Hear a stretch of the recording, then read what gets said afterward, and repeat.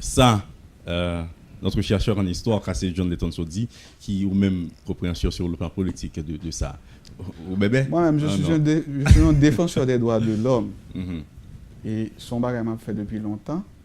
Depuis que j'ai tout 4-4, en politique, dans la bataille, etc.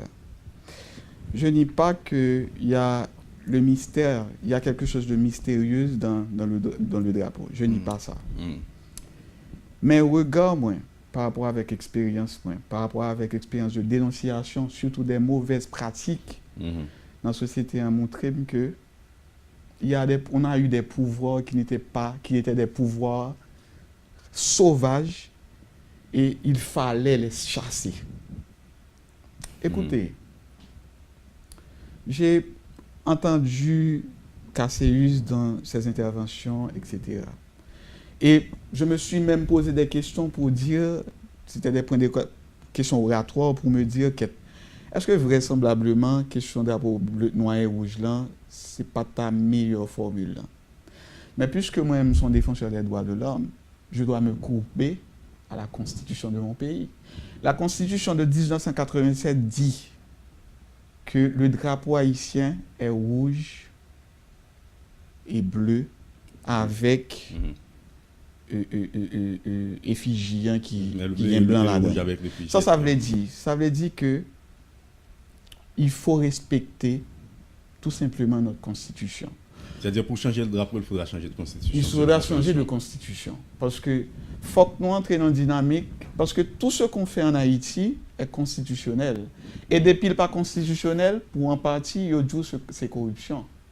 Tout simplement. Bien que changer couleur en drapeau, il n'est pas révélé de corruption, il est révélé de rébelle, c'est une sorte de rebelle.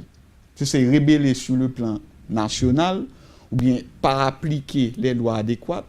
Mais même des cas penser que par rapport avec toute une approche, tout approfondissement dans la question crise identitaire, crise historique, est-ce que noir et rouge à l'époque, pendant tout gouvernement que tes pouvoirs que tu as gagné, étaient plus forts. Est-ce qu'on n'a pas les plus forts dans le sens que, ou même des organismes ou pas qu'à inviter au monde à venir parler pour gouvernement, est-ce que c'est ça qui était plus fort? Est-ce que plus fort veut dire qu'un pouvoir qui est allé en 86, qui est allé à des millions de dollars qui déposaient dans un paquet de banques en Suisse? Est-ce que plus fort veut dire que des journalistes de renom sont obligés de quitter le pays parce qu'il n'y a pas de cas parler de système? Est-ce que plus fort veut dire qu'il y a un paquet de problématiques qui existaient dans le pays, surtout dans la question de l'éducation, etc. C'était des problématiques qui étaient arrivées parce que pouvoir était un pouvoir de séquestration. Là, on m'a parlé de avant 86. Maintenant, il nous faut venir avec les faits. Et il nous faut être conscient de ce qu'on parle. Conscient de la portée de nos interventions. Moi-même, en tant que politicien, je suis de cette époque du Valier pour aller, ça veut dire fils sans pour aller, même citer non, m'oblige de citer non à cause de Cassé qui vient avec tout étalage là. Moi, dans la petite histoire, on m'a toujours raconté, et j'ai toujours lu dans l'histoire que il y a des régimes qui ne sont pas bons pour le pays.